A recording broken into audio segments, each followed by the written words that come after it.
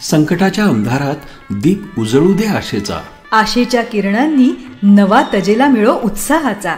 पण या उत्साहालाही लाभो संयमाचं कोंदण. आणि आयुष्याला लाभो दीर्घायुषी सुखाचा आंदण.